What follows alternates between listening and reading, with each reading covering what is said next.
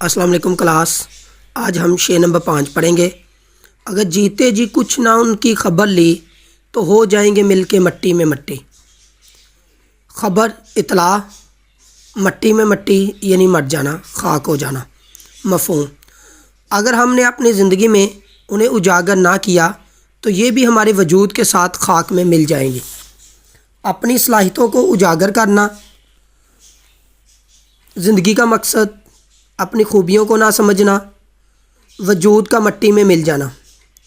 تشریح طلب شعر میں شاعر مولانا الطاف حسن حالی محنت کی عظمت کے بارے میں بیان کرتے ہوئے کہتے ہیں کہ جو شخص اپنی صلاحیتوں کو اجاگر کرنا چاہتا ہے، جو چاہتا ہے کہ میں اپنی صلاحیتیں اجاگر کروں تو ان کی خبر رکھوں، تو اس کی ترقی کے پیچھے کوئی نہ کوئی راز چھپا ہوا ہوتا ہے۔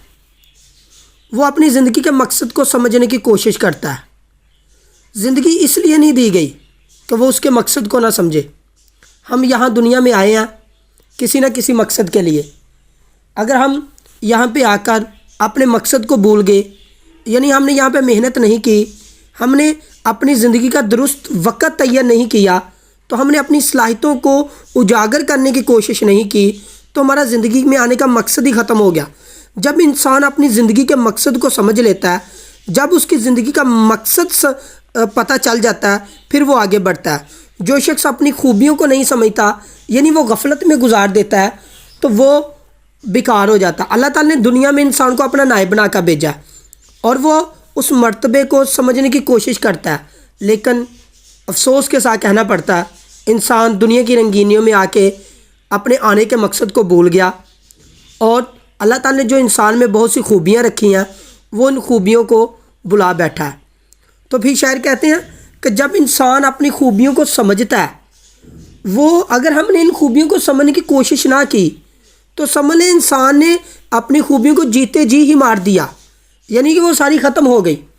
جب ہماری زندگی کا خاتمہ ہوگا، جب ہم قبر میں چلے جائیں گے، تو ہمارے ساتھ جو خوبیاں نا وہ بھی ختم ہو جائیں گی، ان کا بھی کوئی وجود نہیں رہے گا۔ ہمارے پاس جو خوبیاں ہیں وہ ہمارے وجود کے ساتھ ہے۔ جب تک ہمارا وجود ہے، جب تک ہمارے جسم میں جان ہے، تو ہماری خوبیاں ہیں۔